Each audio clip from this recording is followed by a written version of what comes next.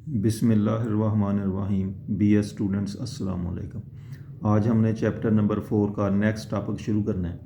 ये थ्योरम है हमारे पास, रोल्स थ्योरम। ये नाम है इसका, रोल्स थ्योरम। जिस थ्योरम का नाम दिया होता है उसको प्रूव करने के लिए उसकी स्टेटमेंट नहीं लिखता, वो यूं ही कहता है state and prove Rolle's theorem. तो पहले हमने इसकी स्टेटमेंट करनी है।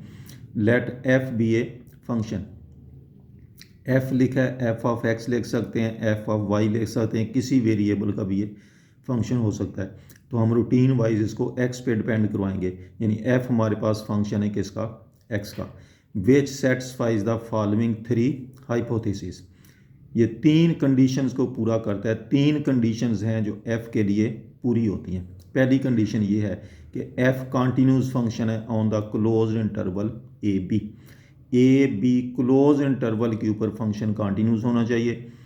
दूसरी condition, F is differentiable on open interval. Open interval के ऊपर डिफरेंशिएबल होना चाहिए, यानी इस क्लोज इंटरवल के एंड पॉइंट छोड़ के उसके हर इंटीरियर पॉइंट के ऊपर फंक्शन क्या हो, डिफरेंशिएबल हो, उसका डेरिवेटिव एग्जिस्ट करे। और तीसरी कंडीशन ये है कि F of A equal to F of B. A point के ऊपर और बी पॉइंट के ऊपर फंक्शन की वैल्यूज़ बराबर हों। अगर किसी फंक्शन के ऊपर ये 3 कंडीशंस पूरी हो जाएं तो then there exist a number C. तो फिर हर हाल में एक नंबर एग्जिस्ट करेगा C between A and B. Open interval है, यानी ना वो सी पॉइंट ए होगा ना वो सी पॉइंट बी होगा, बल्कि उसके दरमियान में कोई पॉइंट होगा। Such that F dash C is equal to 0, जिस पॉइंट के ऊपर फंक्शन का डेरिवेटिव हर हाल में क्या होगा, 0 के बराबर होगा। तो किसी फंक्शन के ऊपर अगर ये 3 कंडीशंस पूरी हो जाएं कि वो क्लोज इंटरवल के ऊपर कॉन्टीन्यूस है, ओपन इंटरवल के ऊपर डिफरेंशिएबल है, और ए पॉइंट के ऊपर और बी पॉइंट के ऊपर फंक्शन की वैल्यूज़ इक्वल हैं, तो फिर हर हाल में ए और बी के दरमियान में हमें एक पॉइंट मिलेगा जिस पॉइंट के ऊपर फंक्शन का डेरिवेटिव किसके बराबर होगा, 0 के बराबर होगा। ये स्टेटमेंट भी याद रखनी है। अब इसको प्रूव करते हैं। उसने कहा है कि F is continuous on A B. F continuous function on A B के ऊपर है। तो ये हमने एक एक्सट्रीम वैल्यू थ्योरम पढ़ा था चैप्टर नंबर 3 में, extreme value theorem. Extreme value theorem हमें ये कहता था कि अगर कोई फंक्शन किसी इंटरवल के ऊपर कॉन्टीन्यूस हो, कॉन्टीन्यूस फंक्शन हो, तो हर हाल में उस इंटरवल के ऊपर फंक्शन की अब्सोल्यूट मैक्सिमम वैल्यू भी होगी और उसकी अब्सोल्यूट मिनिमम वैल्यू भी होगी। यानी फंक्शन उस इंटरवल में मैक्सिमम वैल्यू भी अटेन करेगा और कोई ना कोई उसकी मिनिमम वैल्यू भी अटेन करेगा। तो बाय एक्सट्रीम वैल्यू थ्योरम, ये मैं एक्सट्रीम वैल्यू थ्योरम की स्टेटमेंट लिखने लगा हूँ। F of x attains absolute maximum value. उस अब्सोल्यूट मैक्सिमम वैल्यू को लोग कैपिटल एम से भी शो कर देते हैं। मैं सेम एज इट इज़ लिखने लगा हूँ जैसे उस थ्योरम में लिखा हुआ है कि फ़र्ज़ कर लेते हैं फंक्शन की मैक्सिमम वैल्यू एफ ऑफ सी है और उसकी absolute minimum value F of D है। तो जब एफ ऑफ सी फंक्शन की वैल्यू है तो इसका मतलब है ये सी पॉइंट के ऊपर फंक्शन की वैल्यू है, तो कोई ना कोई सी पॉइंट होगा और इसी तरह कोई ना कोई डी पॉइंट होगा between the interval A to B. Then F of X attain absolute maximum value F of C and absolute minimum value f of d at some numbers c and d in the interval a to b। यानी a और b के दरमियान में ये point a भी हो सकता है, ये पॉइंट b भी हो सकता है कि इन पॉइंट्स के ऊपर c पॉइंट के ऊपर फंक्शन की मैक्सिमम वैल्यू होगी और d पॉइंट के ऊपर फंक्शन की मिनिमम वैल्यू होगी। जैसे ये हमने ग्राफ में बनाया कि फ़र्ज़ करें ये पॉइंट हमारे पास a है, ये पॉइंट हमारे पास b है।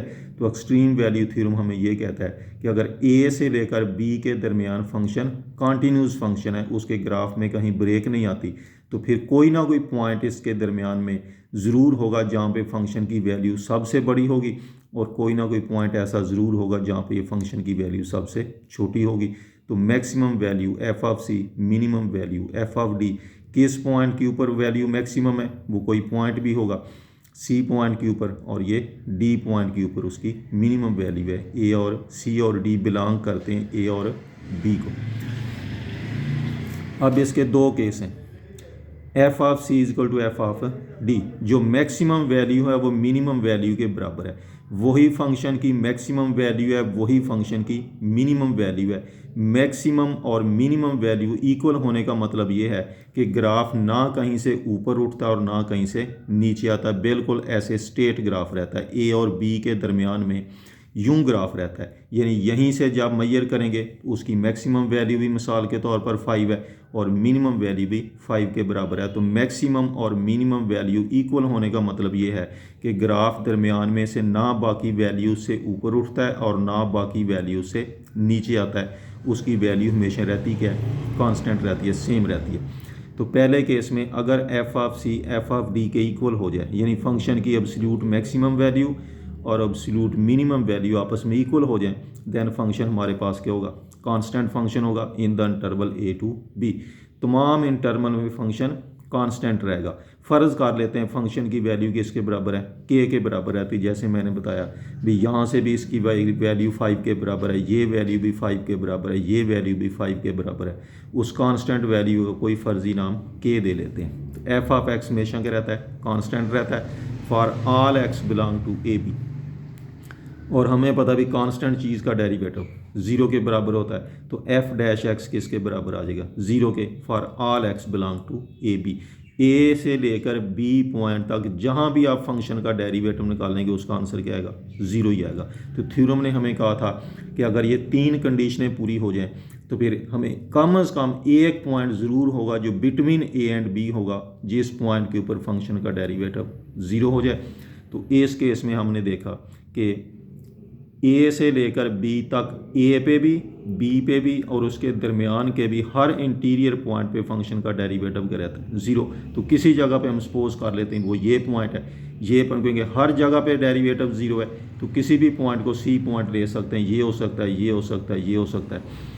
C can be taken any number in open interval A B. End point पे भी 0 है, हम एंड पॉइंट छोड़ देते हैं, दरमियान के तमाम पॉइंट पे भी डेरिवेटिव 0 है। तो किसी भी दरमियान के पॉइंट को, इंटीरियर पॉइंट को सी सपोज कर लेते हैं, then C can be taken any number in the interval A to B. In this case हमारा थ्योरम क्या हो गया, कंप्लीट हो गया।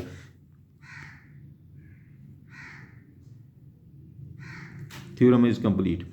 अगर एफ ऑफ सी और एफ ऑफ डी इक्वल रह जाएं तो फंक्शन हमारे पास कांस्टेंट फंक्शन है, कांस्टेंट फंक्शन का derivative 0 on all the interval. तो इसके दरमियान में 20 पॉइंट ऐसे हमें मिल जाएंगे जहाँ पे फंक्शन का डेरिवेटिव क्या हो जाएगा, 0 के इक्वल आ जाएगा। दूसरा केस, अगर उसकी मैक्सिमम वैल्यू और मिनिमम वैल्यू आपस में इक्वल नहीं है, मैक्सिमम वैल्यू और मिनिमम वैल्यू आपस में इक्वल नहीं है, तो इसके हमारे पास ये 2-3 समझने के लिए केस बनाए हैं। क्योंकि फंक्शन की वैल्यू ए पॉइंट पे और बी पॉइंट पे इक्वल रहती हैं। जितनी वैल्यू फंक्शन की ए पॉइंट पे है उतनी वैल्यू फंक्शन की बी पॉइंट पे, ये वैल्यूज़ हैं बराबर। अब हो सकता है जो मैक्सिमम दरमियान से फंक्शन ऊपर उठ जाए, ये ग्राफ ऐसे सीधा तो नहीं रहेगा, वो केस हमने पहले डिस्कस कर लिया कांस्टेंट वाला। अगर दरमियान में से ग्राफ ऊपर उठ जाए तो फंक्शन की जो मैक्सिमम वैल्यू है ये हो गई इतनी, जिसको हम एफ ऑफ सी कहते हैं, ये मैक्सिमम वैल्यू हो गई। अब ये जो एफ ऑफ सी है वो एफ ऑफ ए से ग्रेटर हो गई और एफ ऑफ बी से भी ग्रेटर हो गई। तो इस केस में हम कहेंगे जो उसकी मैक्सिमम वैल्यू है वो ना तो एफ ऑफ ए के बराबर है और ना ही एफ ऑफ बी के बराबर है। तो एफ ऑफ ए और एफ ऑफ बी तो आपस में इक्वल हैं, लेकिन ये दोनों ही एफ ऑफ सी के इक्वल नहीं है क्योंकि मैक्सिमम वैल्यू उसकी ज़्यादा हो गई है। ये पॉसिबिलिटी भी है कि ग्राफ दरमियान में से नीचे आ जाए, उसकी वैल्यूज़ कम हो जाए। अब एफ ऑफ ए और एफ ऑफ बी तो आपस में है इक्वल, लेकिन जो एफ ऑफ डी है उसकी मिनिमम वैल्यू है वो इनके बराबर नहीं रह गई, मिनिमम वैल्यू लेस हो गई है। तो इस केस में हम कहेंगे एफ ऑफ ए और एफ ऑफ बी इक्वल है, ये हमने थ्योरम की स्टेटमेंट में दी हमें, लेकिन एफ ऑफ डी अब उनके बराबर नहीं रह गई, एफ ऑफ डी उन दोनों से क्या हो गई है, लेस हो गई है। और तीसरी पॉसिबिलिटी यूं भी हो सकती है कि फंक्शन का ग्राफ जो है वो दरमियान में से ऊपर भी जाए और नीचे भी आ जाए।